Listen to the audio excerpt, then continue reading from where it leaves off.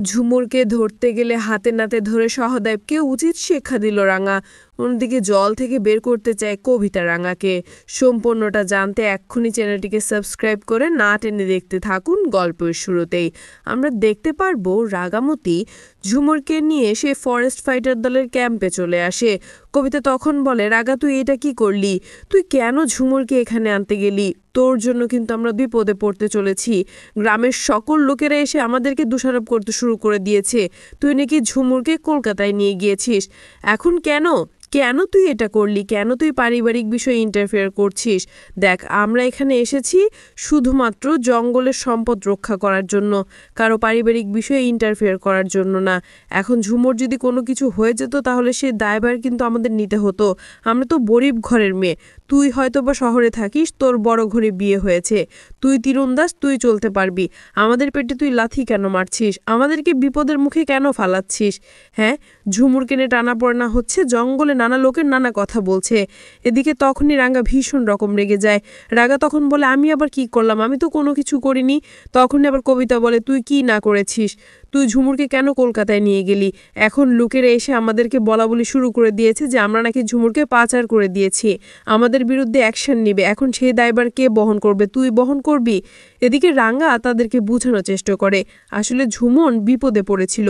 তখনই রাঙার কাছে আরেকজন এসে বলে, দেখ রাঙা, তোর সঙ্গে মেয়েটি নিখোঁজ হওয়ার পর থেকে গ্রামের সকল লোকেরা, তার বাবা মা আমাদেরকে এসে হুমকি দেওয়া শুরু করে দিয়েছে। আমরা নাকি এর সঙ্গে জড়িত রয়েছি। তা কেন তুমি পালাতে গেলে? তোমার জন্য এতটা অপদস্থ হতে হয়েছে। ঝুমুরের বাবা মা চলে আসে এবং তখনই বলে, কি রে, কোথায় চলে গিয়েছিলি? তুই কোন কাটায় গিয়েছিলি? কেন গিয়েছিলি? হ্যাঁ, এত সাহস বেড়ে গিয়েছে তোর, ডানা গজিয়েছে। একদম ডানা ভেঙে দিব আজকেই।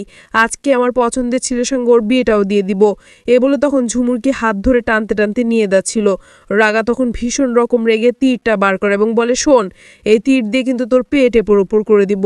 ও কি বিয়ে দিবি কেন? হ্যাঁ, ও এখন পড়াশোনা করে বড় অফিসার টু হতে চায়। কবিতা এসে বলে, রাঙা তুই কিন্তু বেশি বাড়াবাড়ি করছিস। সব জায়গায় এতটা বাড়াবাড়ি ভালো নয়। কেন তুই পারিবারিক বিষয়ে ইন্টারফিয়ার করছিস? হ্যাঁ, আমাদের কাজ কি এটা নাকি?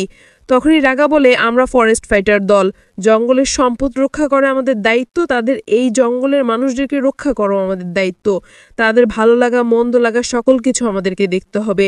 এদিকে শ্যাম তখন বলে, যেটা বলছি সেটা করো, শুধুমাত্র ওই মেয়েটাকে কিডন্যাপ করে এখানে নিয়ে আসবে। আর রাঙাকে কোনো কিছু করার দরকার নেই, কেননা রাঙা কিন্তু জঙ্গলের অলিগুলো খুব ভালো করে চিনে। তার কোনো ক্ষতি করা যাবে না জঙ্গলে। রাঙা 3 দিন পর আবার এখানে ফিরে আসবে। বাড়িতে বিয়ের তোড়জোড় শুরু হয়ে গিয়েছে, তার মধ্যে আমি রাঙাকে শেষ করে দেব। তুমি শুধুমাত্র এই মেয়েটাকে এখানে নিয়ে আসো। এদিকে রাঙা তাদেরকে বোঝানোর চেষ্টা করে, দেখ, তোর মেয়েটু বড় অফিসার হতে চায়, সে তো পড়ালেখায় ভালো একটা রেজাল্টও করেছে। তা কেন তোরা তাকে এভাবে বঞ্চিত করছিস? তোরা তোরা যদি তাকে নিয়ে স্বপ্ন না দেখিস, তার স্বপ্নটা ভেঙে দিস, তাহলে তো সে শেষ হয়ে যাবে। এত অল্প বয়সে তাকে বিয়ে দেওয়া ঠিক হবে না। তাই তোদেরকে বলছি, তোরা এমন কোনো কাজ করবি না যা তার জীবনটা নষ্ট হয়ে যায়। আমি তোদেরকে বলছি, তোরা তাকে পড়াশোনা করা, দেখবি সে তোদের মুখ উজ্জ্বল করবে। জঙ্গলের মেয়ে বলে কি তার কোনো শখ, আলাদা ইচ্ছা কোনো কিছু থাকতে পারে না? তার বড় একটা ইচ্ছা অফিসার টু হবে। তাই তোরা কোনোভাবে এই সব কিছুর মধ্যে বাধা হয়ে দাঁড়ালে আমি কিন্তু কোনোভাবে তোদেরকে ছেড়ে দিব না। আমি কিন্তু তোদেরকে এই কথা বলে দিলাম। এদিকে তখনই কবিতা তাকিয়ে থাকে রাঙার দিকে, আর তখনই রাঙা ঝুমুরের কাছে এসে বলে, যা, তুই এখন তোর বাবা মার সঙ্গে যা। কোনো বিপদ বা কোনো কিছু হলে তুই শুধু আমাকে বলবি, বাকির জিনিসটা আমি দেখে নিব। এত সহজে তোর স্বপ্নটা আমি শেষ হতে দিব না। তুই তোর স্বপ্ন পূরণ করতে পারবি। তুই এখন থেকে ভালো করে পড়াশোনা শুরু করে দে, ভালো করে প্রিপারেশনটা নেওয়া শুরু করে দে। এ বলে তখন রাগামতি তখন ঝুমুরকে সাহস জোগানো শুরু করে দে। এদিকে ঝুমুর তখন বলে, রাগা দিবি, তুই আমার পাশে আছিস তো? তুই সবসময় আমার পাশে থাকবি তো? রাগা তখন ঝুমুরকে জড়িয়ে ধরে ফেলে এবং বলে, আমি সবসময় তোর পাশে আছি রে, সবসময় তোর স্বপ্নটা পূরণ হবে। অন্যদিকে তখনই ঝুমুরকে তার বাবা এবং মা সেখান থেকে নিয়ে চলে যায়। খুব ভালোভাবেই রাগামতি তাদেরকে খুব ভালোভাবেই বুঝিয়ে দেয়। বাড়ির মধ্যে বিয়ের তোড়জোড় শুরু হয়ে যায়। সকলে গয়নাপত্র নিয়ে আসে। প্রমিতা নবরণ সকলে গয়না দেখা শুরু করে দেয়।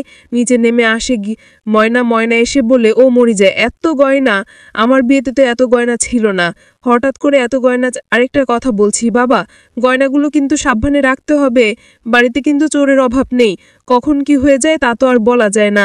এদিকে তখনই নবরণ ময়নার দিকে তাকিয়ে বলে, হ্যাঁ বৌমা, তুমি একদম ঠিক কথাই বলেছ, আসলে ঘরের মধ্যে অনেক চোর রয়েছে, এখন কখন কি হয়ে যায় তা তো আর বলা যায় না। তা তোমার কাছে কি আমরা দিয়ে রাখবো নাকি? ময়না তখন বলে, আমার কাছে দিয়ে রাখলে ভালোই হয় বাবা, আমি সেগুলোকে সাবধানে রাখবো, আপনি চিন্তা করবেন না। এতগুলো গয়না দেখেই তো গা কেমন জানি করছে, কখন কি জানি হয়ে যায়। এ কথাগুলো বলতে থাকে। তখনই দেখা যাবে রাগামতির এই কর্মকাণ্ড দেখে কবিতা নিজেকে আর সামনে রাখতে পারছে না, সবাইকে বিপদের মুখে ফেলছে রাঙা। আর তখনই অপর মহলে স্যারকে ফোন করে, আর তখনই কবিতাকে বোঝানোর চেষ্টা করে একবার অনন্ত সুযোগ দেওয়া দরকার, এত তাড়াতাড়ি স্যারকে ফোন করা উচিত হবে না। কবিতা তখন বলে, আমার মুখের ওপর কথা বলতে চাস না, আমি যেটা বলছি সেটাই হবে, আমি এক্ষুনি ফোন করে সবটা জানাবো, তোদের জন্য কি আমি বিপদে পড়বো নাকি? শোন, আমি কিন্তু কমপ্লেন করলে তোদের সকলকে বরখাস্ত করতে পারি। হ্যাঁ, আমাদের কাজ হলো জঙ্গলের সম্পদ রক্ষা করা, কারো পারিবারিক বিষয় আমরা ইন্টারফেয়ার করতে যাব না। আর রাঙা যে কাজটা করেছে, ওই স্যামের ছেলেকে পুলিশের হাতে ধরিয়ে দিয়েছে, এখন ও কি আমাদেরকে ছেড়ে কথা বলবে? অনেক টাকা পয়সার মালিক, আমাদেরকে কোনোভাবে ছেড়ে কথা বলবে না। রাঙা তখন বলে, যত টাকা পয়সার মালিক হোক না কেন, তার ছেলে অন্যায় করেছে, অন্যায়ের শাস্তিটা পেতেই হবে। আমার কাছে প্রমাণ ছিল, সেই প্রমাণটা আমি দিয়ে দিয়েছি, তার যাবজ্জীবনও হতে পারে, অনেক বছর জেলও হতে পারে, তাকে কোনোভাবেই ছাড়ানো যাবে না, আমি এর জন্য লড়াই করে যাব, তোরা যা খুশি তা করতে পারিস। এদিকে কবিতা রাঙার দিকে তাকিয়ে বলে, তুই আমার মুখের উপর কথা বলছিস? হ্যাঁ, আমার মুখের উপর কথা বলছিস? আমি কিন্তু এক্ষুনি চাইলে তোকে এখান থেকে বের করে দিতে পারি। রাঙা তখন বলে, তুই আমার উপর কেন এভাবে রেগে যাচ্ছিস? শুধু জঙ্গলের সম্পদ কেন, মানুষগুলোকে রক্ষা করার দায়িত্বও তো আমাদের। না, আমি তো যা করছি ভালোর জন্যই করছি, আমার নিজের কোনো স্বার্থ আছে নাকি এর মধ্যে? আমার নিজের তো কোনো স্বার্থ নেই। অন্যদিকে কিছুক্ষণ পরে নিচে নেমে আসে সার্থকী। সার্থকী এসে বলে, কি ভেবেছিলি এই স্বর্ণ গয়নাগুলো এনে ধুমধাম করে বিয়ে দিবে, কিছু করতে পারবে না? রাঙা তো আবার এই বাড়িতে ফিরে আসবে, আর রাঙা ফিরে আসলেই দেখতে পারবে কি একটা বিপদ হয়। প্রমিতা তখন বলে, রাঙা এই বাড়ির বউ, রাঙা তো অবশ্যই আসবে, তাই না? তখনই আবার সার্থকী বলেও যে, হ্যাঁ রাঙা আসবে, আর সেজন্য আমি সিদ্ধান্ত নিয়ে ফেলেছি, আমি এখানে থাকবো না, আমি চলে যাব, এই বিয়েতে আমি থাকতে পারবো না, কোনো বিপদ আপদ হবে সেটা আমার উপর এসে পড়বে, সেটা আমি কখনো কল্পনাও করতে পারি না। এদিকে রাগামতিকে কাজ দেয়, অনেকগুলো আলোর বস্তা, চালের বস্তা তাকে একা টেনে আনতে হবে, কিন্তু তার এক হাত তো পুরো অচল হয়ে গিয়েছে, সে কোনোভাবে সেগুলোকে টেনে আনতে পারছে না।